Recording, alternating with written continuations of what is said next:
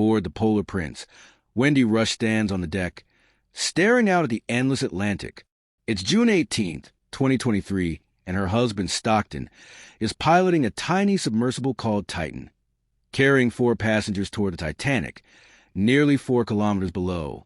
The radio crackles with his last words, "All good here." Then, a faint bang echoes through the ship's hull. Wendy freezes. No one knows it yet, but that sound is the Titan imploding, swallowed by the ocean's crushing depths.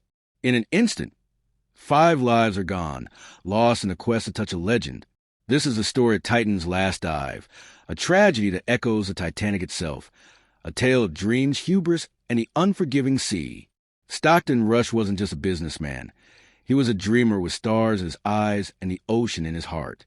He founded OceanGate to unlock the deep sea, to let ordinary people, not just scientists, explore its mysteries.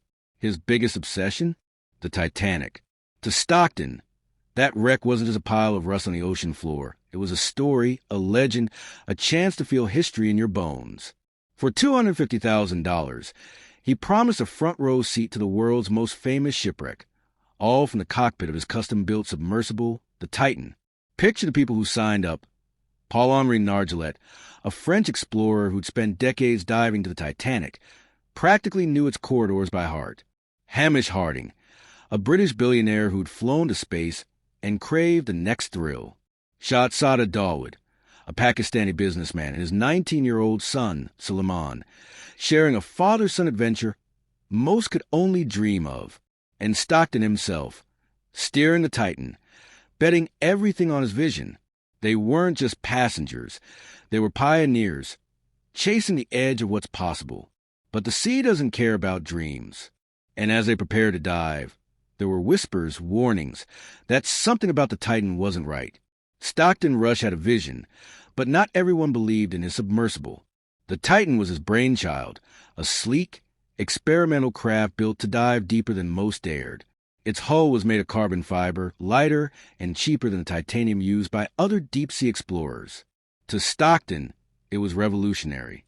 To others, it was a gamble with lives on the line. Engineers and divers started raising red flags years before that fateful June day in 2023. They saw cracks in the dream, literally and figuratively. Take David Lockridge, OceanGate's own safety director. He warned the company in 2018 that the Titan's hull hadn't been properly tested for the crushing pressure of the deep ocean, pressure that could squeeze a sub like a soda can. He pushed for rigorous inspections, the kind that could have proven the Titan was safe. Instead, he was fired. Then there were the test dives. In 2021, a passenger heard a loud bang during a descent, like something the hull had given way. Another time, a thruster was installed backward, nearly stranding the sub. Even a lightning strike once hit the Titan during transport, raising questions about its durability. Experts outside OceanGate begged Stockton to slow down. Victor Vescovo, a veteran deep-sea explorer, called diving the Titan playing Russian roulette. A safety group wrote an open letter, pleading with him to get the sub certified by independent inspectors. But Stockton shrugged it off. He told a journalist, "I'd rather break rules than break the bank."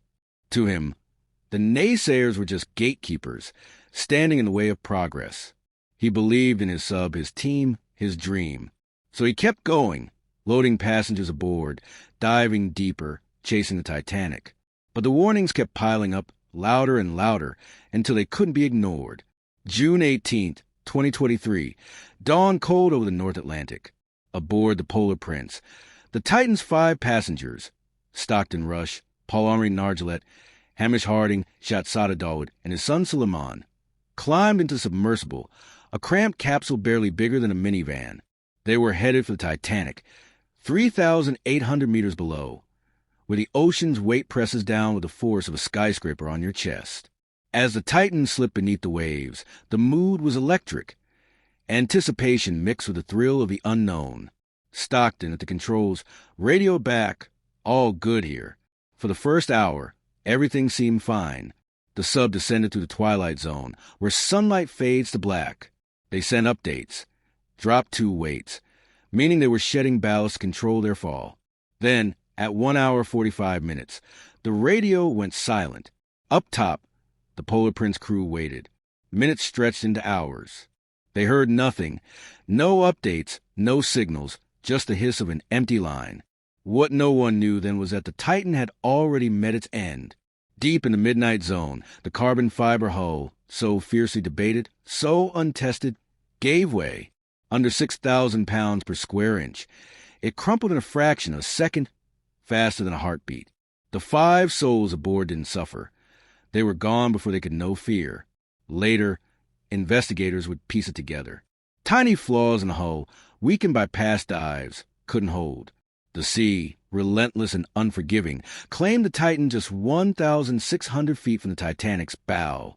A cruel twist, as the old wreck had reached out to pull them close. A crew member who survived earlier dives said it best.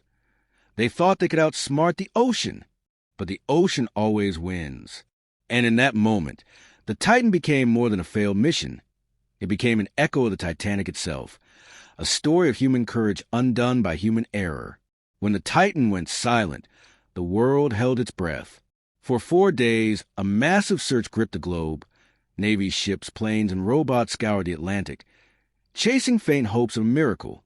Families of the 5 aboard, Stockton Rush, Paul-Henri Nargeolet, Hamish Harding, Shahzada Dawood, and Suleiman, clung to every update. Then, on June 22nd, 2023, a remote-operated vehicle found the truth. Debris scattered across the ocean floor 1,600 feet from the Titanic. The Titan's tail cone, its hull fragments, even traces of human remains, confirmed the worst. There would be no survivors. The aftermath was a storm of grief and anger. Families mourned, but they also demanded answers. The Dawood family filed lawsuits, pointing fingers at OceanGate for cutting corners. Investigations kicked off, with the U.S. Coast Guard digging into why the Titan's hull failed. Hearings in 2024 revealed damning details. Emails showing Stockton ignored safety pleas, test logs hinting at cracks in the carbon fiber. The deep-sea industry reeled. Experts like Dr. Ciani, a submersible designer, warned that OceanGate's recklessness could scare people away from exploration for a decade. But the Titan's shadow stretches further. It's a story that forces us to ask, where's the line between courage and hubris? Stockton Rush wanted to open the ocean to all, to let us touch history. Instead, his gamble left a wound. 5 lives lost, families broken, and a warning for anyone who dares to challenge the deep. Like the Titanic over a century ago, the Titan reminds us, the sea doesn't bend to our dreams. It demands respect. And as the wreckage lies beside its namesake, you can't help but wonder, what's the real cost of chasing the impossible?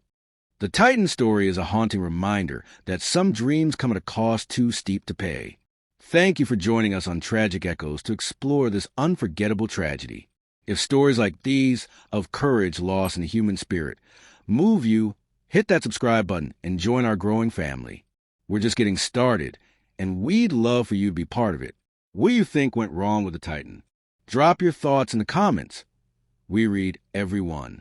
Next time, we're diving into another disaster, a massive ship loaded with thousands of cars, burning and sinking into the Pacific. You won't want to miss it. Until then, keep chasing stories, but always respect the sea.